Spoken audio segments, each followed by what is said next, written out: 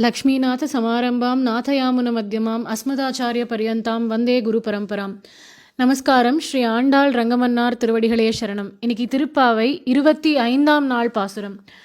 ஒருத்தி மகனாய் பிறந்து ஓரிரவில் ஒருத்தி மகனாய் ஒளித்து வளர தரிக்கிலானாகி தான் தீங்கு நினைந்த கருத்தை பிழைப்பித்து கஞ்சன் வயிற்றில் நெருப்பென்ன நின்ற நெடுமாலே உன்னை அறுத்தித்து வந்தோம் பறை தருதியாகில் திருத்தக்க செல்வமும் சேவகமும் யாம் பாடி வருத்தமும் தீர்ந்து மகிழ்ந்தேலோர் எம்பாவாய். நேற்றைய தினம் பாசுரத்தில் ஆண்டாள் எழுந்து நடந்து வந்து தன் சிம்மாசனத்தில் அமர்வதற்காக வந்த கண்ணனுடைய திருவடியை பார்த்து பல்லாண்டு பாடினான். இப்போ கண்ணன் அவனுடைய ஆசனத்தில் வந்து அமர்ந்து கொண்டு இவாளை பார்த்து கேட்குறான், சொல்லுங்கோ, இந்த மார்கழி மாத குளிரில் இவ்வளோ கார்த்தால என்ன சந்திக்கிறதுக்கு வந்திருக்கேளே, என்ன விஷயம், உங்களோட கோரிக்கை என்ன அப்படின்னு கண்ணன் கேட்க அதற்கு பதிலாக ஆண்டாள் இந்த பாசுரத்தை பாடுறா. கண்ணனை பற்றி சொல்லின்னு வரா, அவனுடைய அவதார ரகசியத்தை பற்றி சொல்கிறா. ஒருத்தி மகனாய் பிறந்து ஓரிரவில் ஒருத்தி மகனாய் ஒளித்து வளர. தேவகி அப்படிங்கிற ஒருத்திக்கு மகனாக நீ பிறந்து அதே ஓரிரவில் கோகுலத்தில் இருக்கக்கூடிய யசோதைங்கிற ஒருத்திக்கு போய் மகனாக ஒளிந்து வளர்ந்தாய் அப்படிங்கிறா. அங்கே அவள்லாம் மறைச்சு இந்த குழந்தைக்கு எதுவும் ஆயிடக்கூடாது, இந்த கம்சன் பிடியிலேருந்து இந்த குழந்தைய காப்பாற்றணும்னு நினச்சி மறைச்சு வளர்க்குறா கோகுலத்தில் இருக்கிறவாள்லாம். கண்ணனுக்கு என்ன பயமா கம்சனை பார்த்தா அப்படின்னா, கண்ணனுக்கு எதுவும் பயம் இல்லை. கம்சனை ஒரு மூட்டை பூச்சியை நசுக்கிற மாதிரி கண்ணன் நசுக்கிட்டு போயிட்டே இருப்பான். அவனுக்கு கோகுலத்தில் இருக்கிற கோபிகைகளுக்கு அனுகிரகம் பண்ணணும்னு ஆசை. அதனால கோகுலத்தில் போய் ஒளிஞ்சு வளர்ற மாதிரி வளர்ந்துட்டு வந்தான். ஆனால் அவனுக்கு கம்சன் கிட்ட எந்த பயமும் இல்லை. ஏன்னா அத்தனை அசுரர்கள் கம்சன் மாறி மாறி அனுப்பியிருக்கான், அத்தனை பேரையும் கண்ணன் துவம்சம் பண்ணிட்டான். அதனால் அவனுக்கு பயமெல்லாம் இல்லை. கோபியர்களுக்காக கோகுலத்தில் போய் வளர்ந்தான் கண்ணன். அதனால ஓரிரவில் ஒருத்தி மகனாய் ஒளித்து வளர. இந்த இடத்துல ஆண்டாள் யசோத தேவகின்னு நேரடியாக பெயர்களை சொல்லாமல் ஒருத்தின்னு ஏன் சொல்கிறா அப்படின்னா, மாமியார்கள் மேலே மரியாதை, மாமியார்கள் பேரை சொல்லிடக்கூடாது, அதுவும் கண்ணன் முன்னாடி எப்படி அவனுடைய அம்மாக்கள் பேரை சொல்கிறது, அதனால சொல்ல வேண்டாம்னு தவிர்க்கிறா. அதனால ஒருத்திங்கிறா. இல்லையே, முன்னாடி பாடின பாசுரங்கள்லாம் யசோதைன்னு சொல்லியிருக்காளே அப்படின்னா அது ஒரு அறிமுகத்துக்காக சொன்னான். இப்போ நம்ம எல்லாருக்கும் போதுமான அறிமுகம் கிடைச்சுடுத்து, 25ஆவது பாசுரத்தில் இருக்கும். அதனால ஆண்டாள் இந்த இடத்துல கண்ணன் முன்பாக இந்த பாசுரத்தை பாடுறதுனால தேவகி யசோதைன்னு சொல்லாமல் ஒருத்திங்கிறா. அது ஒரு காரணம். இன்னொரு காரணம் என்னன்னா, இந்த உலகத்திலேயே தேவகி மாதிரி இன்னொருத்தர் கிடையாது, அவள் ஒருத்தி தான். யசோதை மாதிரியும் இன்னொருத்தி கிடையாது, அவள் ஒருத்தி தான். ஒப்பற்றவர்கள் இவர்கள் இருவரும். அதனால ஒப்பற்ற ஒருத்தி அப்படிங்கிற அர்த்தத்தில் ஒருத்தி மகனாய் பிறந்து ஓரிரவில் ஒருத்தி மகனாய் ஒளித்து வளர அப்படிங்கிறா. ஏன்னா இந்த உலகத்தில் எத்தனையோ ஸ்திரீகள் இருக்கா, அவள் எல்லாரையும் விட்டுட்டு அந்த தேவகியுடைய கர்ப்பத்தில் தானே பெருமாள் கர்ப்பவாசம் பண்ணான். அவள் ஒருத்திக்கு தானே அந்த பாக்கியம் கிடைச்சது. வசுதேவருக்கு மொத்தம் 7 பத்னிகள், தேவகி உட்பட. அத்தனை பேருமே தேவகியனுடைய சகோதரிகள் தான். அவள் யாருக்கும் கிடைக்காத பாக்கியம் தேவகிக்கு தான் கிடைச்சது. அதனால் இவள் ஒப்பற்ற ஒருத்தி. அதனால் ஒருத்தி மகனாய் அப்படின்னு ஆரம்பிச்சா. ஒருத்தி மகனாய் ஒளித்து வளரன்னு யசோதையும் ஏன் ஒப்பற்ற ஒருத்தி அப்படின்னா, தேவகிக்கு கண்ணனுடைய அவதார ரசம் கிடைச்சது, யசோதைக்கு கண்ணனுடைய லீலா ரசம் கிடைச்சது. அந்த கண்ணனை வளர்க்கறச்சே அவள் அனுபவிச்ச அந்த சந்தோஷம், அவளுக்கு ஏற்பட்ட அந்த ஆனந்தம், எத்தனை நாள் கண்ணனை பார்த்து சந்தோஷப்பட்டா, எத்தனை நாள் அந்த கண்ணனை பார்த்து நொந்துண்டா அந்த யசோதை. அவனுடைய அற்புதங்களையும் அவனுடைய சேஷ்டிதங்களையும் கண்ணார கண்டு ரசிக்கிற பாக்கியம் அந்த உலகத்திலேயே யசோதை ஒருத்திக்கு தானே கிடைச்சிது. அந்த கண்ணனை கயத்தை வச்சு கட்ட முடியுமா நம்மளால? அவள் கட்டினா இல்லையா, அவளோட அன்பை கொண்டு. அதனால அவளும் ஒப்பற்ற ஒருத்தி. அதனால தான் ஆண்டாள் இந்த இடத்துல ஒருத்தி மகனாய் பிறந்து ஓரிரவில் ஒருத்தி மகனாய் ஒளித்து வளர அப்படின்னு வச்சா. அதுலேயும் ஓரிரவில் அப்படிங்கிறா. அந்த இரவு கூட ஒரு ஒப்பற்ற இரவு தான். இதுக்கு முன்னாடியும் அந்த மாதிரி ஒரு இரவு இல்லை, இனிமேலும் அப்படிப்பட்ட ஒரு இரவு வரப்போறதும் இல்லை. ஏன்னா ஒரு அதிசயமான ஒரு இரவு, கண்ணன் அவதாரம் பண்ண அந்த இரவு. ஒரு குழந்தையால பிறக்கும் பொழுதே இத்தனை அதிசயங்களை நிகழ்த்த முடியுமான்னு எல்லாரும் யோஜனை பண்ணுற அளவில் வச்சுருந்தான் கண்ணன். அப்பேற்பட்ட ஒப்பற்ற இரவு அது. அதனால ஓரிரவில் அப்படின்னு வச்சுருக்கா. முன்னாடி நம்ம பல பாசுரங்களை அனுபவிக்கிறச்சே பார்த்தோம், கர்மாவினால நாம் எடுக்கிறதுக்கு பேர் பிறப்பு, கருணையினால பகவான் எடுக்கிறதுக்கு பேர் அவதாரம். அப்படி இருக்க ஆண்டாள் இந்த பாசுரத்தில் ஒருத்தி மகனாய் பிறந்துன்னு சொல்லிட்டாளே பெருமாளை. ஏன் பெருமாளை பிறந்துன்னு சொன்னா அப்படின்னா, பெருமாளுடைய சௌலபியம் எளிமையை குறிப்பதற்காக பிறந்து அப்படிங்கிறா. அவர் ஒரு தாயுடைய கர்ப்பத்தில் வாசம் பண்ணணும்னு அவருக்கு அவசியம் இல்லை. ஆனால் நம்மளை இந்த சம்சார சாகரத்திலேருந்து மீட்டு எடுக்கணுங்கிறதுக்காக பகவான் ஒரு தாயோட கர்ப்பத்தில் கர்ப்பவாசம் பண்ணார். இந்த பல தோஷங்கள் நிறைந்த இந்த உலகத்தில் மீண்டும் மீண்டும் பெருமாள் அவதாரங்கள் பண்ணுறார் அப்படின்னா அதுக்கு என்ன ஒரே காரணம்னா, நாம் இனிமேல் பிறவாமல் இருப்பதற்காக பகவான் பல பிறப்புகள் எடுக்கிறார், பல அவதாரங்கள் எடுக்கிறார். அதனால அந்த எளிமையை காட்டுவதற்காக இங்கே பிறந்து அப்படிங்கிறா. ஒரு பழமொழி சொல்லுவா, உடைமைக்கு ஒரு முழுக்கு உடையவனுக்கு 9 முழுக்குன்னு. அப்படின்னா என்னென்னா, ஒருத்தனுடைய பொருள் ஏதோ தவறி போய் கிணத்துல விழுந்துடுத்து அப்படின்னா அந்த பொருள் ஒரு முறை தான் முழுகித்து, அதை தேடி இவன் போகிறான் பாருங்கோ, பல முழுக்கு போடணும், உள்ளே போய் அதை தேடணும், தேடி அந்த பொருளை மீட்டெடுத்து கரை ஏற்றணும். அதுக்கு அவன் பல முழுக்கு போட்டு அந்த பொருளை தேடுவான். அந்த மாதிரி பெருமாள் பல அவதாரங்கள் பல முழுக்கு போட்டு நம்மளை மேலே உயர்த்தணும், நம்மளை கரை ஏற்றணும்னு முயற்சி பண்ணுறான். அதுக்காக பல அவதாரங்கள் எடுக்கிறான். அதனால் அவனுடைய எளிமையை குறிப்பதற்காக ஆண்டாள் இந்த இடத்துல பிறந்து அப்படின்னு வச்சுருக்கா. எத்தனையோ அவதாரங்கள், அதில் 9வது அவதாரமாக கிருஷ்ண பரமாத்மாவாகவும் அவதாரம் பண்ணி கீதையையும் உபதேசம் பண்ணி இதை கொண்டாவது நீங்கள் எல்லாரும் கரை சேருவேளான்னு நான் பார்க்குறேன் அப்படின்னு கண்ணன் முயற்சி பண்ணுறான். அதனால பிறந்து அப்படின்னு வச்சுருக்கா. இவ்வாறாக கண்ணன் ஒருத்தி மகனாக பிறந்தான், ஒரே இரவில் இன்னொருத்திக்கு மகனாக போய் வளர்ந்தான். அவன் அப்படி கோகுலத்தில் வளர்ந்துட்டு வர்றதை பார்த்து பொறுக்க முடியல கம்சனுக்கு. அதை தான் இங்கே பாடுறா, தரிக்கிலான் ஆகி அப்படின்னா பொறுக்க முடியாதவனாக ஆகி அவன் தீங்கு நினைந்த அப்படிங்கிறா. கண்ணனுக்கு தீங்கு இழைத்தான் கம்சன். கண்ணன் அவன் கொல்லணும்னு நினச்சான்ங்கிறத ஆண்டாள் அந்த இடத்துல அந்த வார்த்தையை கூட உபயோகப்படுத்தலை, தான் தீங்கு நினைந்த அப்படிங்கிறா. கண்ணனுக்கு தீமை நினைத்தான் கம்சன், ஆனால் அந்த தீமையெல்லாம் அவனுக்கே தீமையாக போய் முடிஞ்சுது. அதனால் தான் தீங்கு நினைந்த கருத்தை பிழைப்பித்து கஞ்சன் வயிற்றில். கண்ணனுக்கு தீமையை உண்டாக்கணும்னு நினச்சானே, அவனுடைய அந்த எண்ணத்தையே பிழையாக மாற்றினான் கண்ணன். கருத்தை அப்படின்னா எண்ணத்தை, பிழைப்பித்து அவன் எண்ணத்தை பிழையாக மாற்றி அந்த கஞ்சன் வயிற்றில், கஞ்சன்னா கம்சன், அந்த கம்சனின் வயிற்றில் நெருப்பாக நின்றானாம் பெருமாள். நெருப்பென்ன நின்ற நெடுமாலே அப்படிங்கிறா. கண்ணன் அவதரிச்சதுலேருந்தே கம்சனுக்கு பயம்தான். அந்த அசரீரி வாக்கு கேட்டதுலேருந்து தேவகியின் கர்ப்பத்தில் ஜனிக்க போகிற 8வது குழந்தை உனக்கு யமன்னு அந்த அசரீரி சொன்னதுலேருந்து இவனுக்கு பயம். அப்போலேருந்தே அவன் வயிற்றில் நெருப்பு தான். அதனால் கஞ்சன் வயிற்றில் நெருப்பென்ன நின்ற நெடுமாலே அப்படிங்கிறா. மால் அப்படின்னா அன்பு கொண்டவன், நெடுமால் அப்படின்னா நம் மீது அளவிடவே முடியாத அளவு அன்பு கொண்டவன் அந்த திருமால். அதனால் நெடுமாலே உன்னை அறுத்தித்து வந்தோம். கண்ணா, நாங்கள் உன்னிடம் வேண்டி வந்துள்ளது உன்னையே தான். நீ வேணும்னு தான் உன்னிடத்துல பிரார்த்தனை பண்ணிட்டு வந்திருக்கோம். அதனால் உன்னை அறுத்தித்து வந்தோம். பறை தருதியாகில், நீ எங்களுக்கு அந்த பறையை தருவாயே ஆனால் திருத்தக்க செல்வமும் சேவகமும் யாம்பாடி. திரு அப்படின்னா மகாலட்சுமி. மகாலட்சுமியால் விரும்பத்தக்க செல்வம்னு ஒன்று இருக்குது. அது எது அப்படின்னா அது கண்ணன் தான். மகாலட்சுமியே செல்வத்திற்கு அதிபதி. அவள் விரும்பக்கூடிய செல்வம்னா அது யார்? அது பெருமாள். அதனால் திருத்தக்க செல்வமும் அப்படின்னா உன்னையும், சேவகமும் அப்படின்னா உன்னுடைய வீர தீர பிரபாவங்களையும் பாடிக்கொண்டு நாங்கள் வந்துள்ளோம். பாடி வருத்தமும் தீர்ந்து மகிழ்ந்தேலோர் எம்பாவாய். உன்னை பாடுவோம் கண்ணா, அதனால எங்களுடைய வருத்தங்கள் அனைத்தும் நீங்க பெற்று மகிழ்ச்சியுற்று வாழப்போகிறோம் அப்படின்னு ஆண்டாள் இந்த பாசுரத்தை பூர்த்தி பண்ணுறா. இந்த பாசுரத்தில் ஆண்டாள் உன்னை அறுத்தித்து வந்தோம் அப்படிங்கிறா கண்ணன்ட்ட. கண்ணா, நாங்கள் உன்னிடத்துல வேண்டி வந்திருக்கிறது ஒரே ஒரு விஷயத்தை தான், அது நீதான், எங்களுக்கு நீதான் வேணும், உன்னையே வேண்டி உன்னிடம் வந்துள்ளோம் அப்படிங்கிறா. இதே மாதிரி ஒரு பக்தர் ராமன் இடத்துல ராமனுடைய கைங்கரியம் ஒன்றே தான் வேண்டும் பலன் அப்படின்னு போய் பெருமாள்கிட்ட பிரார்த்தனை பண்ணிட்டார். பெருமாளுடைய கைங்கரியம் தவிர அவருக்கு வாழ்க்கையில் குறிக்கோள்னு வேற எதுவுமே இல்லை.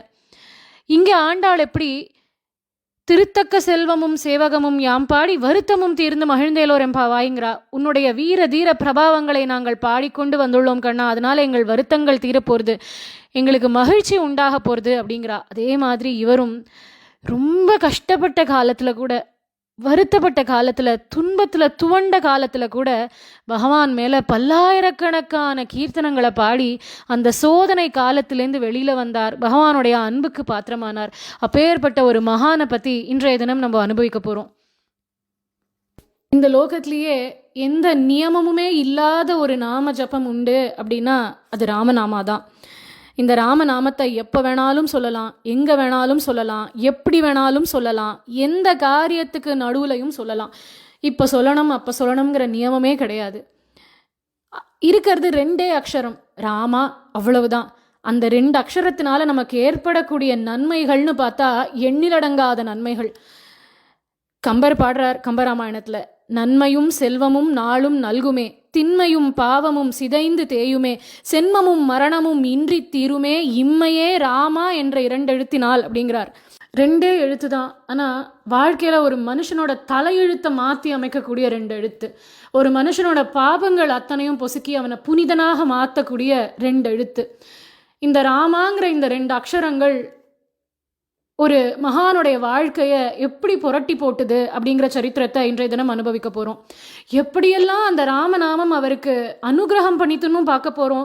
எத்தனை சோதனைகளுக்கு நடுவுலையும் அந்த ராமநாமத்தை விடாமல் அவரும் அந்த பெருமாள் திருவடியில் பக்தியோடு இருந்தார் அப்படிங்கிறதையும் இன்றைய தினம் நம்ம அனுபவிக்க போகிறோம். ஆந்திர பிரதேசத்தில் கோல்கொண்டா சமஸ்தானம், ஹைதராபாத் பிரதேசம், அங்கே நெலகொண்டப்பள்ளி அப்படின்னு ஒரு ஊர். அந்த நெலகொண்டப்பள்ளியில் நியோகி அப்படிங்கிற ஒரு அந்தனர் வகுப்பு, அந்த பிரிவில் ஒரு தம்பதி வாழ்ந்து வந்தா. அவளுக்கு பெயர் லிங்கண்ணா காமாம்பாள். அந்த லிங்கண்ணா அப்படிங்கிறவர் அப்போ முகலாயருடைய ஆட்சி காலம், அதனால் முகலாயர் ஒருத்தர்கிட்ட ஒரு நவாபிடத்தில் இவர் தாசில்தாராக வேலை பார்த்துட்டு இருந்தார். இந்த லிங்கண்ணா மற்றும் காமாம்பாளுக்கு ஒரு ஆண் குழந்தை பிறந்தது. அந்த குழந்தைக்கு பெயர் கஞ்சரள கோபண்ணா அப்படின்னு வச்சா. ஆனால் ஆற்றுல எல்லாரும் கோபண்ணா கோபண்ணான்னு அந்த குழந்தைய கூப்பிடுவா. இந்த கோபண்ணா ஒரு ராம பக்தி பண்ணக்கூடிய வம்சம், இவாளுடைய வம்சமே. அதனால் பிறந்ததுலேருந்தே ராமநாமம், ராமநாம ஜபம், பெருமாளுக்கு ஆராதனம்னு பக்தியோடு வளர்ந்து வரார் இந்த கோபண்ணா. இவருக்கு 2 மாமாக்கள் உண்டு, மாடண்ணா அக்கண்ணா அப்படின்னு. அந்த 2 மாமாக்களுமே நவாபிடத்தில் தான் வேலை பார்த்தா. அவளுக்கு உத்தியோகம் பண்ணி வச்சது கோபண்ணாவுடைய அப்பாவான இந்த லிங்கண்ணா தான். அதனால் 2 மாமாக்களும் நவாபிடத்தில் திவானாக வேலை பார்த்துட்டு இருந்தா. கோபண்ணா குழந்தையிலேருந்தே பெருமாள் பெருமாள் பெருமாள்னு வளர்ந்துன்னு வந்துட்டுருக்கார். தக்க வயசு வந்த உடனே அவருக்கு லிங்கண்ணா உபநயனம் பண்ணி வைக்கிறார். அதுக்கப்புறம் நல்ல பெண்ணாக பார்த்து அவருக்கு கல்யாணமும் பண்ணி வைக்கிறா. காலங்கள் உருண்டோட லிங்கண்ணா மற்றும் காமாம்பாள் பெருமாள் திருவடி அடைஞ்சுடுறா. இப்போ கோபண்ணாவும் அவரது பத்னியும் நல்லபடியாக கிரகஸ்த வாழ்க்கை வாழ்ந்துட்டு வரா. இவருக்கு என்ன உத்தியோகம் அப்படின்னா எந்த உத்தியோகமும் கிடையாது. அப்பா தான் நவாபிடத்தில் தாசில்தாராக இருந்துட்டு போயிட்டார். இவருக்கு எந்த உத்தியோகமும் இல்லை. நிறைய சொத்து சேர்த்து வச்சிருக்கார் லிங்கண்ணா. அந்த சொத்தை வச்சுட்டு தான் கோபண்ணா வாழ்ந்துட்டு இருக்கார். அந்த சொத்தையும் எதுக்கு செலவு பண்ணுவார் அப்படின்னா ராம கைங்கரியம், பெருமாளுக்காகவே செலவு பண்ணுவார். ராமநவமி உற்சவம் அப்படின்னா 10 நாட்கள் வெகு விமர்சையாக உற்சவம் பண்ணுவார். எல்லா பாகவதாலையும் ஆற்றுக்கு அழைச்சி அவளுக்கு சாப்பாடு போட்டு திவ்யநாம பஜனைகள் எல்லாம் ஏற்படுத்தி பெருமாள் கைங்கரியத்திலேயே பைசாவை செலவு பண்ணிகிட்டே வந்தார். பல பேர் இவ ஆற்றுக்கு வருவா, சாப்பிடுவா, போவா, இப்படியே இருந்துருக்கு. தமிழில் ஒரு பழமொழி சொல்லுவோம் இல்லையா, குந்தி இருந்து தின்றால் குன்றும் ஆளும் அப்படிம்போம். ஒரு இடத்துல உட்காந்து சாப்பிட்டுட்டே இருந்தால் எப்பேற்பட்ட பரம்பரை சொத்தானாலும் ஒரு நாள் காணாமல் தான் போகும்.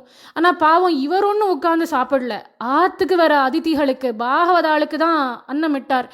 இருந்தாலும் வாழக்கூடியது இந்த உலகத்தில் தானே. பணம்ங்கிறது கரையை தான் கரையும். அவரோட பணம் கொஞ்சம் கொஞ்சமாக கரைஞ்சுண்டு வருது. ஆனால் ராம சேவை, ராம கைங்கரியம் மட்டும் தடையே படலை, பண்ணிகிட்டே இருக்கார். ஒரு சமயம் இவருக்கு தெரிய வருது தன்னோட சொத்துக்கள் அத்தனையும் குறைஞ்சு போச்சுன்னு. ராமநவமி உற்சவமும் வந்துடுத்து.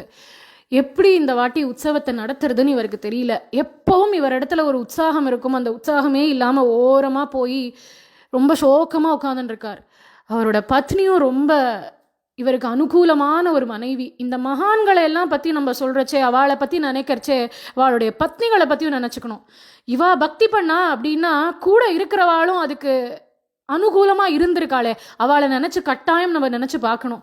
இந்த இடத்துல அவரோட பத்னி அவர்கிட்ட கேட்குறா, என்ன சுவாமி நீங்கள் இப்படி ரொம்ப சோகமாக இருந்து பார்த்ததே இல்லை. எப்பவும் உற்சாகத்தோட ராமநாமம் ஜபம் பண்ணிட்டு இருப்பேள், ஏன் இப்படி சோகமாக ஓரமாக உட்காந்துட்டு இருக்கேள், என்ன ஆச்சுன்னு கேட்குறா. அதுக்கு அவர் சொல்கிறார், இல்லைம்மா ராமநவமி உற்சவம் வருது, இந்த வாட்டி பெருமாளுக்கு எப்படி உற்சவம் பண்ணுவேன்னு தெரியலையேம்மா. 10 நாள் உற்சவம் பண்ணணும், எல்லாருக்கும் வரவாளுக்கெல்லாம் சாப்பாடு போடணும், ஒன்றுத்துக்குமே வழி இல்லாமல் இருக்கே, நம்மக்கிட்ட தான் இப்போ தனம் எதுவுமே இல்லையே, என்ன பண்ணுறதுன்னு கவலையாக இருக்குது அப்படின்னு. அப்போது அவர் மனைவி ஒரு வார்த்தை கூட, இதுக்கு தான் பைசா சேர்த்து வச்சுருக்கணும், முன்னாடியே சேர்த்து வச்சுருந்துருக்கணும், இப்போ நமக்கே இல்லையே, இந்த மாதிரியெல்லாம் ஒரு வார்த்தை கூட சொல்லலை. இத்தனை கஷ்டத்துலையும் அவள் சொல்கிறா அவர்கிட்ட, உங்களுக்கு தான் 2 மாமாக்கள் இருக்கால்ல, அவள் தான் நவாப் இடத்துல திவானா வேலை பார்க்குறாளே, அவள்கிட்ட நிறைய தனம் எல்லாம் இருக்கு இல்லையா, அவள்கிட்ட போய் ராம கைங்கரியத்துக்குன்னு பணம் வாங்கிட்டு வாங்கலேன் அப்படிங்கிறா. அப்போ கூட குடும்பம் நடத்துறதுக்கு பணம் வாங்கிட்டு வாங்கன்னு சொல்லலை, பெருமாள் கைங்கரியத்துக்காக அவள்கிட்ட போய் பணம் வாங்கிட்டு வாங்களே, அவள் அவங்களுக்கு உதவி பண்ணுவாள்ல அப்படிங்கிறா. இவரும் அதை கேட்டுண்டு அக்கண்ணாவை தேடின்னு போகிறார், தன் மாமாவான அக்கண்ணாத்துக்கு போகிறார். அங்கே போனால் அக்கண்ணா இவர் நிலைமையை புரிஞ்சுக்கிறார். என்னப்பா இது, எல்லா சொத்தையும் இப்படி கரைச்சுட்டியே அப்படிங்கிறார். பரவாயில்ல மாமா, ராம கைங்கரியத்துக்கு தானே போச்சு அப்படிங்கிறார். சரிப்பா, அப்போ கூட உனக்கும் உன் குடும்பம் நடத்துறதுக்கும் தனம் வேணும் இல்லையா, என்ன இருந்தாலும் உங்கள் அப்பா தான் எனக்கு இந்த உத்தியோகத்தையே பண்ணி வச்சார், அந்த நன்றி கடன் எனக்கு உண்டு, நான் வேணா ஒன்று பண்ணுறேன், இப்போ ஸ்ரீராம நவமிக்கு உனக்கு எவ்வளவு பைசா தேவையோ அந்த பணத்தை நான் உனக்கு கொடுக்குறேன், இதை வச்சுட்டு உற்சவத்தை நன்னா பண்ணு, உற்சவத்தை நல்லபடியாக நடத்தி முடிச்சுட்டு திருப்பி என் இடத்துல வா, நான் நவாப்கிட்ட சொல்லி உனக்கு ஒரு உத்தியோகம் பண்ணி வைக்கிறேன், உனக்கு வேலை வாங்கித்தரேன், என்ன இருந்தாலும் உங்கள் அப்பா தான் எனக்கு வேலை வாங்கி கொடுத்தாரு, அந்த நன்றி கடன் எனக்கு உண்டு, அதனால் நான் நவாப்கிட்ட சொல்லி உனக்கு வேலை வாங்கித்தரேன், அதுக்கப்புறம் உன் வாழ்க்கை நீ அதில் வர வருமானத்தை வச்சு ஓட்டிக்கலாம் அப்படிங்கிறார். மேலும் அந்த அக்கண்ணா இவருக்கு பணம் எல்லாம் கொடுத்து அனுப்புகிறார். அந்த பணத்தை கொண்டு பயங்கர விமர்சையாக கிராண்டாக ஸ்ரீராமநவமி உற்சவம் நடக்கிறது. அவ்வளோ உற்சாகம், குதூகலம், ஆனந்தமாக பஜனை, நாமாவளி, பெருமாளுக்கு அர்ச்சனை, வரவாளும் போறவாளுக்கும் சாப்பாடு போடுறது, தோரணம் கட்டுறதுன்னு ரொம்ப அழகாக நடக்கிறது உற்சவம். அப்போது ஒரு நாள் இவ ஆற்றுல திவ்யநாம பஜனை நடந்துட்டுருக்கு, ராமநாம பஜனை நடக்கிறது. அப்போது வந்திருக்கிற எல்லா அதிதிகளுக்கும் கோபண்ணாவுடைய மனைவியே தான் தளிகை பண்ணுறா. அதனால் தளிகை பண்ணுற உள்ள எல்லா தளிகையும் முடிச்சுட்டு வேலை எல்லாம் ஆயிடுத்து. இவாளுக்கு ஒரு புள்ள உண்டு, அந்த குழந்தைக்கு பெயர் ராகவன்னு பெயர். அந்த குழந்தை தூங்கிடுத்து, அது ஒரு ஓரமாக தூங்க வச்சுருக்கா, பக்கத்தில் ஒரு சின்ன அகல் விளக்கு ஏற்றி வச்சுருக்கா. குழந்தை தூங்கிடுத்து, இவளுக்கு தளிகை வேலையும் முடிஞ்சிடுத்து. அதனால் பஜனைக்கு போகணும்னு ஆசை. ஆற்றுலேயே தான் நடக்கிறது பஜனை, வேற உள்ள நடக்கிறது. அதனால அந்த பஜனையில் போய் கலந்துக்கலாம்னு பஜனைக்கு போயிட்டாய்வோ. நடுவில் வந்து எட்டி பார்ப்போம், குழந்தை தூங்கின்னு இருக்கான்னு. குழந்தை தூங்கின்னு தான் இருக்கான், அதனால பஜனையில் மூழ்கியாச்சு. அழகழகான கீர்த்தனைகள் எல்லாம் நடந்துருக்கு அந்த பஜனையில். இவன் மெய்மறந்து கேட்டுன்னு இருக்கா. அப்போ திடீர்னு ஒரு காற்று அடிக்கவே அந்த அகல் விளக்கு அணைஞ்சு போயிடுது. கொஞ்ச நாள் இந்த குழந்தை எழுந்துக்கிறது, எழுந்து பார்த்தா ஒரே இருட்டு, விளக்கும் எரியலையே. அம்மா அம்மா அப்படின்னு அழறது. அவளுக்கு எங்கேயோ பஜனையில் இருக்கிறதுனால காதுகளில் எட்டலை.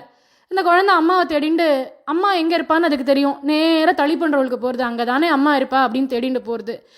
அங்கே போய் பார்த்தா இவோ சுட சுட அப்போ தான் சாதம் வடித்து அந்த கஞ்சியை ஒரு பெரிய அண்டால குத்தி வச்சிருக்கா. இந்த குழந்தை தவறுதலாக போய் அந்த கஞ்சியில் விழுந்துடுறது. கதறது அந்த குழந்தை, துடிக்கிறது, செத்தே போயிடுது. இப்போ திடீர்னு ஏதோ கூச்சல் கேட்ட மாதிரி இருக்கவே உள்ளே ஓடி வந்து தேடுறா.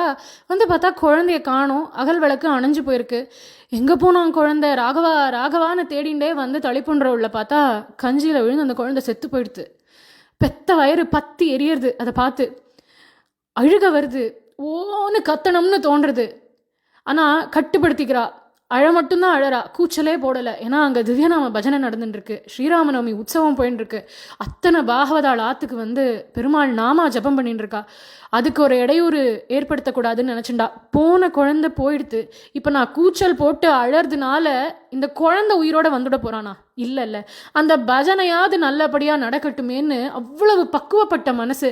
ஒரு அம்மா தான், கதறாதான், அழறாதான், ஆனால் கூச்சல் போடாமல் அந்த இடத்துல நின்னபடி அழுதுன்னு இருக்கா. ஒரு வழியாக பஜனை அங்கே முடிஞ்சுடுத்து. இப்போ கோபண்ணா வரார், மனைவியை தேடின்னு வரார். வந்து கேட்குறாரு, எங்கம்மா குழந்தை? இத்தனை நாள் வந்து தாளவாத்தியத்தை எடுத்துன்னு வந்து ராமநாமம் சொல்லிட்டு அவனும் ஜபம் பண்ணிட்டு அவனும் எல்லாரோடையும் சேர்ந்து ஆடிருப்பானே, என்ன தூங்கி போயிட்டானா அப்படின்னு கேட்குறார். அவள் சொல்கிறா, தூங்கி போல, ஒரேடியாக போயிட்டான் அப்படிங்கிறா. அழறார் கோபண்ணா, என் குழந்தை இப்படி போயிடுத்தேன்னு அழறார். இந்த சத்தம் கேட்டு இப்போ எல்லாரும் வந்துட்டா. பஜனை தான் முடிஞ்சுடுத்தே, அதனால எல்லாரும் வந்துட்டா. எல்லாம் மனுஷா தானே, என்ன பேசுவா, என்ன பெருமாளுக்கு பண்ணி என்ன பிரயோஜனம்? உங்கள் குழந்தைக்கு இப்படி ஆயிடுத்தே, எப்பேற்பட்ட பெரிய பக்தர், உங்கள் குழந்தைக்கு இப்படி ஆயிடுத்தே, பகவானுக்கு கண்ணு இருக்கோ இல்லையோ தெரியலையே, உங்கள் குழந்தைய போய் இப்படி எடுத்துட்டானேன்னு பலவாராக பேசுகிறா அங்கே இருக்கிற மக்கள் எல்லாம். இவருக்கு கஷ்டமாக இருக்குது. குழந்தை போனது ஒரு கஷ்டம் அப்படின்னா, பகவானை நிந்தனை பண்ணுறாளேங்கிறது இவளால் தாங்க முடியல.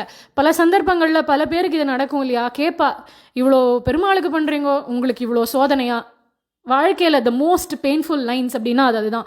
கஷ்டத்தில் இருக்கிற ஒருத்தர்கிட்ட போய் பெருமாள் பெருமாள் இருந்தால் உங்களுக்கு இந்த கஷ்டமானு சொல்கிறது அவளை இன்னும் சுக்கு நூறாக உடைக்கும். பகவான் மேலே இருக்கிற நம்பிக்கையே குலைக்கிறதுக்கு நம்ம முயற்சி பண்ணுற மாதிரி ஆகிடும். ஆனால் அவள்கிட்ட ஆறுதலாக 4 வார்த்தை நம்மளால் முடிஞ்சா இதுவும் கடந்து போகும், பெருமாள் உங்கள் கூடவே இருக்கான், இந்த கஷ்டத்துலேயும் உங்களை கைப்பிடிச்சு வழி நடத்துவான்னு நம்பிக்கை வார்த்தைகள் ஊட்டணுமே தவிர, அவள்கிட்ட போய் பெருமாளுக்கு பண்ணேள் உங்களுக்கு இப்படி ஆயிடுத்தேன்னு சொல்கிறது எப்பேற்பட்ட தப்பு. இந்த ஜனங்கள் எல்லாம் அதை பண்ணுறா. அப்போது கோபண்ணா அழறார். நேராக அந்த குழந்தைய தூக்கிண்டு அவர் உபாசனை பண்ணக்கூடிய, அவர் ஆராதனை பண்ணக்கூடிய அந்த பெருமாள் திருவடிக்கு நேரம் அந்த குழந்தைய போட்டார். இங்கே பாரு ராமா, என் குழந்தை போயிடுத்து தான், எனக்கு கஷ்டமாக இருக்குதான், இல்லைன்னெல்லாம் நான் மறுக்கவே இல்லை. ஆனால் இவள்லாம் உன்னை பேசுகிறா, உன்னிடத்துல பக்தி கொண்ட ஒருத்தனுக்கு இதான் நிலைமைன்னு பேசுகிறா, பக்தியை நிந்தனை பண்ணுறா, அது என்னால் தாங்கிக்க முடியல, அதுக்காகவாது இந்த குழந்தைய நீ எழுப்பி கொடுக்கணும் அப்படிங்கிறார். அந்த பெருமாள் முன்னாடி போய் நின்றுண்டு அந்த குழந்தை காதுகளில் கோபண்ணா ராம நாமத்தை ஜபம் பண்ணார். ராம ராம ராம ராம ராம ராம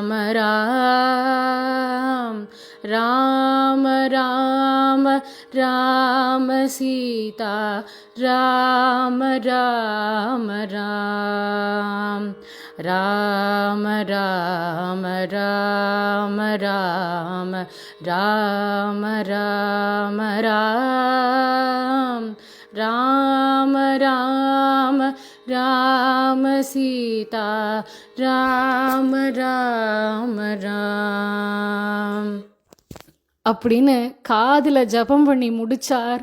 குழந்தை கையை காலை அசைச்சுண்டு முழிச்சுண்டு எழுந்துடுத்து.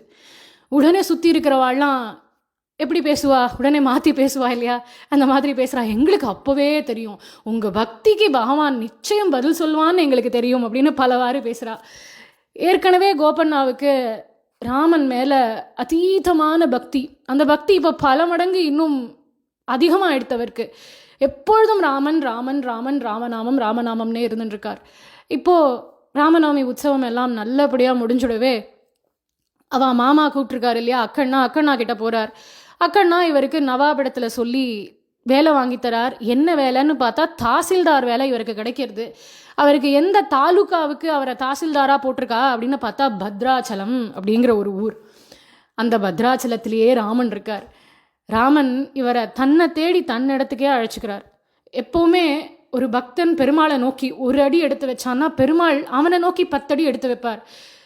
பக்தி மேலே மேலே மேலே பண்ண பண்ண பெருமாள் அவனை தன்னிடத்துல தான் இழுத்துப்பார், தன்னை நோக்கியே தான் இழுத்துப்பார். சோதனைகள் வரும், கஷ்டம் வரும், சங்கடங்கள் வரும், கைவிட மாட்டார் பெருமாள், கட்டாயம் கைவிட மாட்டார். இதுதான் மாற்றி மாற்றி மாற்றி இந்த பாகவதாள் சரித்திரம் மூலமாக நம்மளால் உணர முடியறது. நம்ம வாழ்க்கையில் எவ்வளவோ கஷ்டங்கள் எல்லாருக்கும் இருக்குது, அதுக்கு நடுவில் இந்த மாதிரி சரித்திரங்கள் கேட்கறச்சே நமக்கு மருந்து போட்டா மாதிரி இருக்குது. அவள்லாம் நம்பிக்கையோடு இருந்தா இல்லையா, நாமும் நம்பிக்கையோடு இருப்போம், நம்மையும் பகவான் காப்பாற்றுவான்ங்கிற நம்பிக்கை இருக்கே, அதுதான் நமக்கு இந்த சரித்திரங்கள் கொடுக்கக்கூடிய ஒரு அருமருந்து. இவ்வாறாக இந்த கோபண்ணாவுக்கு பத்ராச்சலத்தில் பணி நியமனம் ஆறுது. அங்கே தான் இவருக்கு போஸ்டிங். பத்ராச்சலத்துக்கு வந்துட்டார் குடும்பத்தோட. அப்போது அந்த ஊரில் ஏதோ ஒரு சந்தை மாதிரி நடக்கிறது. அந்த இடத்துக்கு போய் எல்லார்ட்டையும் வரி எல்லாம் வசூலிக்கிறார். இவர் தாசில்தார் ஆச்சு, அதனால் இவர் வரி வசூலிக்கணும், அதெல்லாம் வசூலிக்கிறார். அப்போது அந்த வழியாக ஒரு வயசான பாட்டி கையில் குடத்தை தூக்கிண்டு அவளால் முடியல, அதையும் மீறி நடந்து போயின்னு இருக்கா. எங்கே போகிறா அப்படின்னு பார்த்தா அங்கே பக்கத்தில் ஒரு மலை இருக்குது, பத்ராத்ரி அப்படின்னு பெயர், அதுதான் பத்ராச்சலம். அந்த மலை மேலே ஏறுறா அந்த பாட்டி. அந்த மலையை பார்த்த உடனே இவருக்கு ஏதோ ஒரு ஈர்ப்பு, அங்கே போய் பார்க்கணும்னு ஆசை வருது இவருக்கு. பெருமாள் கூப்பிடுறானாச்சே, அதனால அந்த பாட்டியை பின்தொடர்ந்துட்டே போகிறார் இவர். அந்த பாட்டிக்கு பெயர் தாமக்கா. அந்த தாமக்கா குடத்தை தூக்கிண்டு கஷ்டப்பட்டு மலை மேலே ஏறி போகிறா. போய் பார்த்தா தான் இவருக்கு தெரியறது, அந்த இடத்துல சிதிலமடைஞ்ச ஒரு நிலைமையில ஒரு கோவில் எப்போ வேணால் இடிஞ்சு விழுந்துடும் போல இருக்குது. அவ்வளவு மோசமான நிலைமையில் இருக்குது. வௌவால் பறக்கிறது, எங்கே பார்த்தாலும் தும்பும் தூசியுமா இருக்குது. இந்த பாட்டி தான் அந்த கோவிலை சுத்தம் படுத்தின்னு இருக்கா. அப்போது இவர் போய் அந்த பெருமாளை சேவிக்கிறார். ரொம்ப அழகான ஒரு ராமர், அமர்ந்த திருக்கோலத்தில் ராமருக்கு சதுர்புஜங்கள். பொதுவாக ராமருக்கு கையில் வில்லும் அம்பும் தான் இருக்கும். இந்த ராமனுக்கு சதுர்புஜங்கள், சங்கம் சக்கரம் ஏந்தின்னு இருக்கார் 2 திருக்கரங்களில், மீதமுள்ள 2 திருக்கரங்களில் வில்லும் அம்பும் ஏந்தின்னு இருக்கார். ரொம்ப அழகான ஒரு காட்சி என்ன அங்கே அப்படின்னா, ராமனுடைய மடி மேலே சீதா பிராட்டி அமர்ந்து கொண்டிருக்கா. பக்கத்தில் இளைய பெருமானான லக்ஷ்மணன் நின்றுருக்கார், நின்ற திருக்கோலத்தில் இருக்கார் அவர். இந்த ராமனை சேவித்த உடனே கோபண்ணாவுக்கு கண்கள்லேருந்து ஜலம் கொட்டுறது. எத்தனை அழகாக இருக்கார் இந்த ராமர், மடி மேலே சீதா பிராட்டியை ஆசையோடு அமர்த்தி கொண்டிருக்கார், பக்கத்தில் இளையபெருமான் நிற்கிறார். இந்த கோவில் இவ்வளவு மோசமான நிலைமையில் இருக்கேன்னு வருத்தப்படுறார். அப்போது அந்த தாமக்கா சொல்கிறா, நீங்கள் யார் அப்படின்னு கேட்குறா. நான் இந்த ஊருக்கு புதுசாக தாசில்தாராக வந்திருக்கேன் அப்படிங்கிறார் இவர். பரம்பரையாக நாங்களும் ராம பக்தர்கள் தான், இந்த பெருமாளை இப்படி பார்க்கறதுக்கு கஷ்டமாக இருக்குது அப்படிங்கிறார்.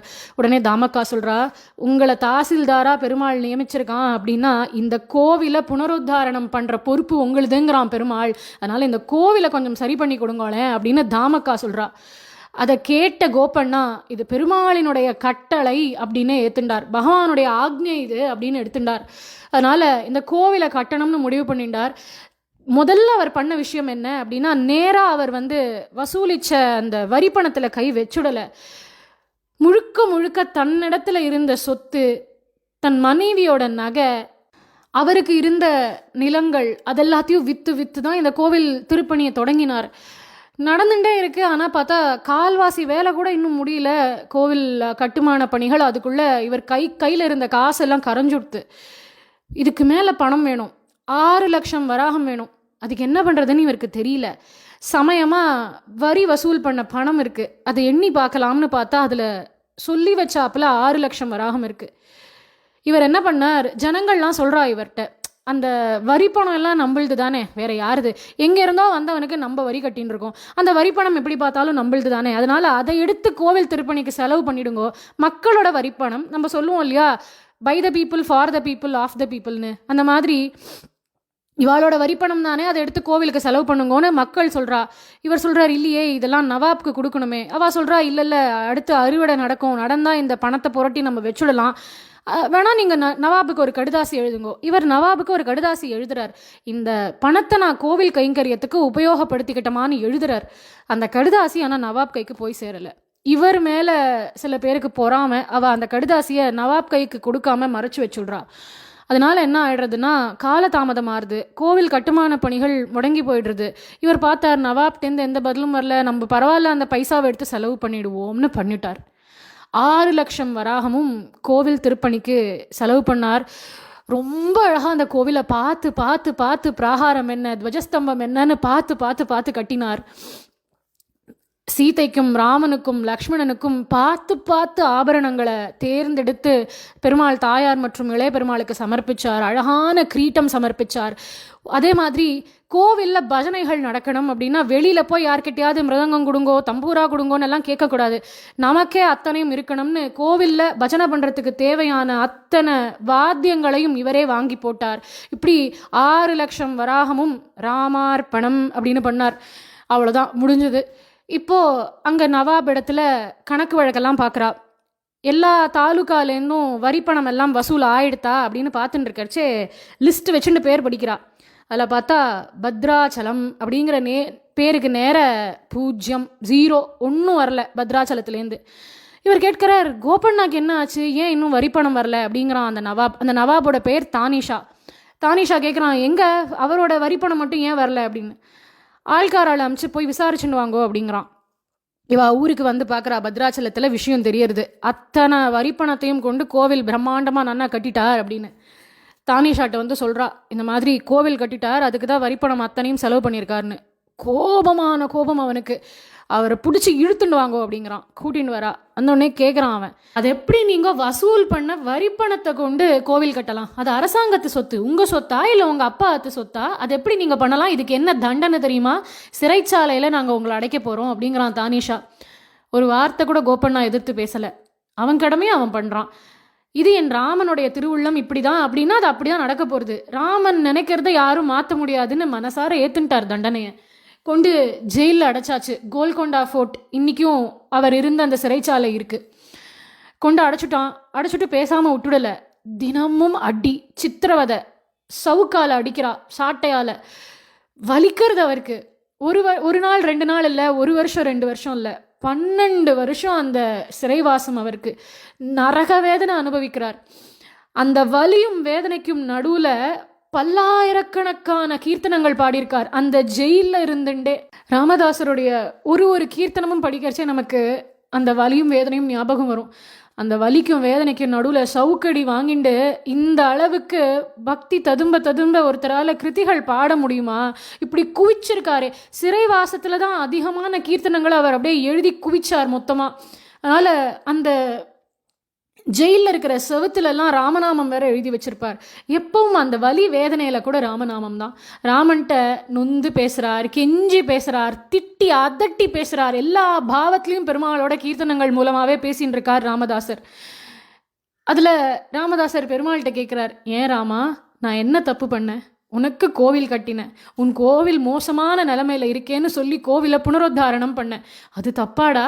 இந்த வரிப்பணத்தை கொண்டு என் பொண்டாட்டிக்கா ஏதாவது நான் பண்ணேன்? இல்லையே, உனக்கு தானே பண்ணேன். இது என்ன தப்பு? நீ பேச மாட்டியா என்கிட்ட? உன் வாயிலேருந்து ஒரு வார்த்தை கூட வராதா? உன் வார்த்தைகள் எல்லாம் பொண்ணா மாறிட்டு தான் என்ன, தங்கமா என்ன உன் வார்த்தைகள்? வாயை திறந்து பேச மாட்டியா? பலுக்கே பங்கார மாயனா அப்படின்னு அப்போ பாடின கீர்த்தனம் தான் அது. பலுக்கே ಬಂಗಾರಮಾಯನ ಕೋದಂಡ ಪಾಣಿ ಪಲುಕೆ ಬಂಗಾರಮಾಯನ ಕೋದಂಡ ಪಾಣಿ ಪಲುಕೆ ಬಂಗಾರಮಾಯನ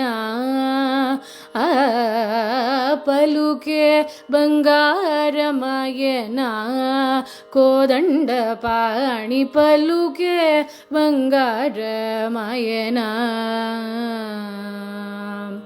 పలుకే బంగారమాయ పిలచిన పలుగవేమి పలుకే బంగారమాయ పిలచిన పలుగవేమి కలలోని నామస్మరణ మరవచకని తండ్రి పలుకే బంగారమాయన కోదండ పాణి పలుకే బంగారమాయన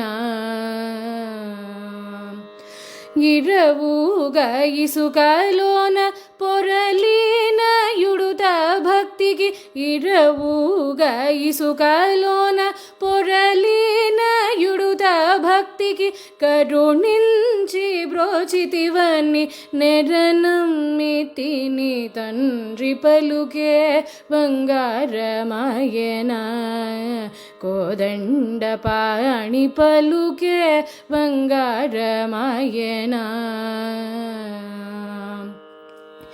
ఎంత వేడినా గాని సుంతైన దయరాదు ఎంత వేడినా గాని సుంతైన దయరాదు పంతమూసేయ నేనెంతటి వాడను తండ్రి పలుకే బంగారమాయన కోదండ పాణి పలుకే బంగారమాయన.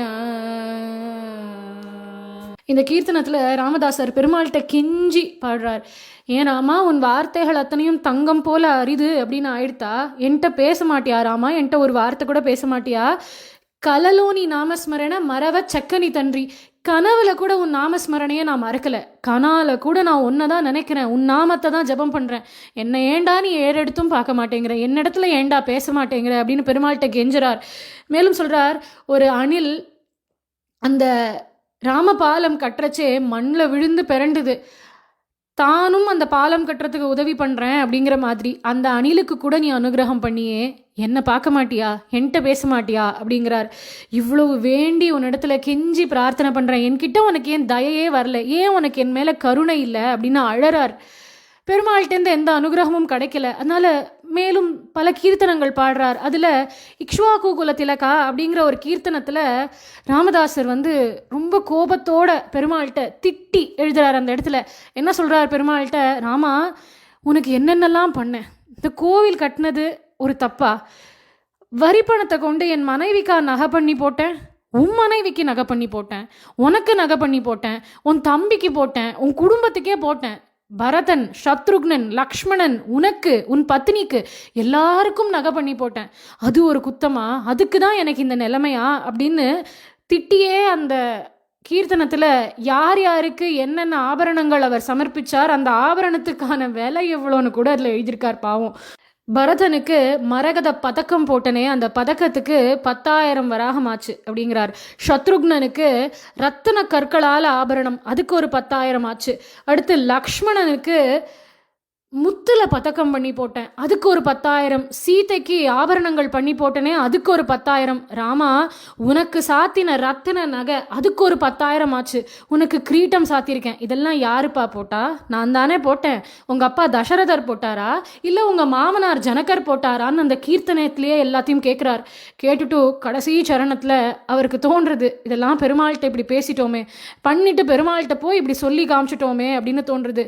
ராமா, வலி தாங்க முடியலடா, அடிக்கிற அடி தாங்க முடியல. என்ன இருந்தாலும் அவரும் மனுஷன் தானே. உடம்பு அப்படிங்கிறது ரத்தம் மாம்சத்தால் ஆனது. எப்பேற்பட்ட ஞானியாக இருந்தாலும் அடி வாங்கும் பொழுது அந்த வலி எங்கே போகும்? வலிக்க தானே வலிக்கும். வலி தாங்க முடியலடா, சவுக்கடி தாங்க முடியல. அந்த வலியிலையும் வேதனையிலையும் இப்படிலாம் சொல்லி காமிச்சிட்டேன் ராமா, என்னை மன்னிச்சுக்கோ அப்படின்னு கூடவே பாடுறார். இந்த கீர்த்தனத்துக்கு மேலே கடைசியாக அவருக்கு தோணித்து, எங்கள் அம்மா சீத்தை, எங்கள் அம்மா கிட்ட நான் பிரார்த்தனை பண்ணிக்கிறேன். எங்கள் அம்மாவுக்கு இருக்கிற கருணை உள்ளம் யாருக்கும் கிடையாது, அதனால் அவளிடத்துல பிரார்த்தனை பண்ணிக்கிறேன் அப்படின்னு நன்னு புரோவமணி செப்பவே அப்படின்னு சீதா பிராட்டி மேலே ஒரு கீர்த்தனம் பாடினார். இதுதான் அவர் கடைசியாக பாடின கீர்த்தனம். இந்த கீர்த்தனத்தை கேட்டு முடிச்சா சீதை புருஷகாரம் பண்ணுறா பெருமாள் இடத்துல. இப்படி நம்ம அலங்காரமெல்லாம் பண்ணிட்டு ஜுவலிக்கிறோமே, இதுக்கு யார் காரணம்? அந்த ராமதாசர் நமக்கு பண்ணி போட்ட நகை. அவரை போய் நம்ம இப்படி இத்தனை காலம் சிறையில் சும்மா விடலாமா? அவரை காப்பாற்ற வேண்டியது உங்கள் கடமையாச்சு. போய் இப்போவே அவரை காப்பாற்றுங்கன்னு தாயார் அந்த இடத்துல புருஷகாரம் பண்ணுறா. போரும் அவரை சோதிச்சது, இத்தனை கீர்த்தனங்கள் வாங்கிண்டாச்சு அவர்கிட்டேருந்து, போய் அவரை காப்பாற்றுங்கோ அப்படிங்கிறா. இப்போது ராமனும் லக்ஷ்மணனும் ஒரு 2 பேரும் 2 படை வீரர்கள் மாதிரி, சோல்ஜர்ஸ் மாதிரி ட்ரெஸ் பண்ணிட்டு கையில் வில் அம்பெல்லாம் ஏந்திண்டு இந்த தானேஷாவுடைய அரண்மனைக்கு வரா, அந்தப்புறத்துக்கு வரா. வந்து அந்த அந்தப்புறத்தோட கதவை பாதராத்திரிக்கு இடிக்கிறா. தானேஷா எழுந்து வரான் அரகுர துக்கத்தில், யார் இந்த சமயத்தில் கதவை இப்படி இடிக்கிறாளே அப்படின்னு திறந்து பார்த்தா 2 இளைஞர்கள் தேஜோமயமாக இருக்கா 2 பேரும். அவளை பார்த்த தானேஷாக்கே அவள் மேலே அவ்வளோ ஆசை வருது. இவ்வளோ அழகாக இருக்கா இவா 2 பேரும்னு பார்த்து ரசிக்கிறான். கேட்குறான், நீங்கள் 2 பேர் யார், என்ன இந்த நேரத்துக்கு எதுக்கு அரண்மனைக்கு வந்திருக்கீங்கோ அப்படின்னு. அதுக்கு அவள் 2 பேரும் சொல்கிறா, என் பெயர் ராமோஜி, இது என் தம்பி, இவன் பெயர் லக்ஷ்மணோஜி. நாங்கள் 2 பேரும் சிறைச்சாலையில் இருக்காரே ராமதாசர் கோபண்ணா, அவருடைய சேவகர்கள், அவருடைய கடனை தீர்க்கலாம்னு வந்திருக்கோம் அப்படிங்கிறா. உடனே ராமன் அந்த பண முடிப்பை எடுத்து தானேஷாட்டை கொடுக்குறார். கொடுத்து இதில் 6 லட்சம் வராகம் இருக்குது, அதனால் அவரை முதல்ல சிறையிலேருந்து விடுவீங்கோ அப்படிங்கிறார். மேலும் தானேஷாட்டை ராமன் கேட்குறார், எனக்கு ஒரு ரசீது வேணும், பணம் பெற்றுக்கொண்டேன் அப்படின்னு எனக்கு உங்ககிட்டேருந்து ஒரு ரசீது வேணும் அப்படிங்கிறார். தானேஷா கிட்ட பேப்பர் இல்லை, எதுவும் இல்லை, எதில் எழுதி கொடுக்கறதுன்னு தெரியல. பெருமாள் தன்னுடைய வஸ்திரம், அவரோட உத்திரியத்தையே நீட்டுறார், இதில் அச்சு இட்டு கொடுங்கோ அப்படின்னு. அதில் உடனே அந்த சீல், அவளுடைய ராஜாவுடைய சீல் இருக்குமே, அந்த சீலை பதிச்சு 6 லட்சம் வராகம் பெற்றுக்கொண்டோம் அப்படின்னு போட்டு கொடுத்துடுறார். இப்போது ராமன் மற்றும் லக்ஷ்மணா கிளம்பி போயிடுறா. தானேஷா அந்த பண முடிப்பை திறந்து பார்த்தா அத்தனையிலையும் ராமநாமம் பொறிக்கப்பட்டிருக்கு, அந்த ஒரு பைசாலையும். ஓடி வரான் தானேஷா சிறைச்சாலைக்கு. அந்த ராத்திரியோட ராத்திரியா ஓடி வந்து ராமதாசர் கிட்ட சொல்கிறான், ராமதாசரே உங்களுக்கு விடுதலை ஆயிடுத்து அப்படிங்கிறான். அவர் கேட்குறாரு, என்ன விடுதலை, நான் எங்கே பணம் கொடுக்கலையே அப்படின்னு. இல்லை உங்கள் ஆட்கள் வந்து பணம் கொடுத்துட்டா, யாரோ உங்களுக்கு வேண்டியவாளாமே 2 பேர் பத்ராச்சலத்துலேருந்து வந்தா. யார் எனக்கு வேண்டியவா பத்ராச்சலத்துலேருந்து வந்தா? 2 இளைஞர்கள், பேர் கேட்டேன், ராமோஜி லக்ஷ்மணோஜின்னா, கையில் வில்லம்பு வச்சுட்டு இருந்தா அப்படின்னு கதறிண்டு அழுதார் ராமதாசர். என் கண்களுக்கு தெரியாத என் பரமாத்மா உங்கள் கண்ணுக்கு தெரிஞ்சானா? இத்தனை கீர்த்தனங்கள் பாடியிருக்கேன் அவனை நினச்சி உருகி, ஆனால் என் கண்ணுக்கு தெரியலையே, உங்கள் கண்ணுக்கு தெரிஞ்சானான்னு விழுந்து சேவிச்சார் தானேஷாவை. ஓடினார் நேர பத்ராச்சலம் கோவிலுக்கு. 12 வருஷமாக பெருமாளை பிரிஞ்சிருக்கார். பார்த்து அவர் கட்டின கோவில், பார்த்து பெருமாளுக்கு நகை சாத்திருக்கார். அந்த கோவில் பிராகாரம் என்ன, துவஜஸ்தம்பம் என்னன்னு ஒன்னொன்னுத்தையும் ரசித்து அனுபவித்து பண்ணார் அவர் அந்த கைங்கரியத்தை. அந்த பெருமாளை விட்டு 12 வருஷம் பிரிஞ்சிருந்ததே அவருக்கு நரக வேதனை. இன்னும் தாமதிக்க கூடாதுன்னு ஓடுறார் நேர. ஓடி போய் அந்த கர்ப்பகிரகத்தில் இருக்கிற பெருமாளை சேவிச்சா, அந்த ராமனுடைய அந்த உத்திரியத்தில் தானேஷாவுடைய அந்த முத்திரை இருக்குது. பணம் பெற்றுக்கொண்டோம்னு அவன் போட்டு முத்திரை போட்டு கொடுத்தது அவருடைய உத்திரியத்தில் இருக்குது. அழற ராமதாசர். ராமா உன் கருணையை நான் என்னன்னு சொல்கிறது, எனக்காக கால் கெடுக்க நடந்து வந்து தானேஷா அரண்மனைக்கு போய் நான் பட்ட கடனை நீ தீர்த்தியா ராமா அப்படின்னு உருகி உருகி பெருமாள்கிட்ட அழறார். அவருடைய ராம பக்தி உச்சிக்கே போயிடுத்து. மேலும் ராமன் மேலே பல கீர்த்தனங்கள் பாடினார் ராமதாசர். இன்றளவும் அந்த பத்ராச்சலம் கோவில் மூலமாகவும் அவருடைய அழகான கீர்த்தனங்கள் மூலமாகவும் அந்த பத்ராச்சல ராமதாசர் நம்ம மனங்கள் எல்லாத்துலேயும் நிறைஞ்சிருக்கார். இன்னும் நம்ம நடுவில் அவர் வாழ்ந்துட்டு தான் இருக்கார், அவருடைய கீர்த்தனங்கள் மூலமாகவும் அந்த கோவில் மூலமாகவும். அதனால் நமக்கும் பெருமாள் அந்த அளவு பக்தியையும் மனப்பக்குவத்தையும், கஷ்டம் வந்தாலும் அதை தாண்டி பெருமாள் மேலே அந்த நம்பிக்கையோட எல்லா சவால்களையும் சமாளித்து கொண்டு அதுலேருந்து வெளியில் வருவதற்கு தெம்ப அந்த பெருமாளே நமக்கு கொடுக்கணும்னு பிரார்த்திச்சுண்டு இந்த பாசுரத்தை இன்னைக்கு பூர்த்தி பண்ணுவோம். நாளைய தினம் நாளைய பாசுரத்தை அனுபவிப்போம். ராதே கிருஷ்ணா.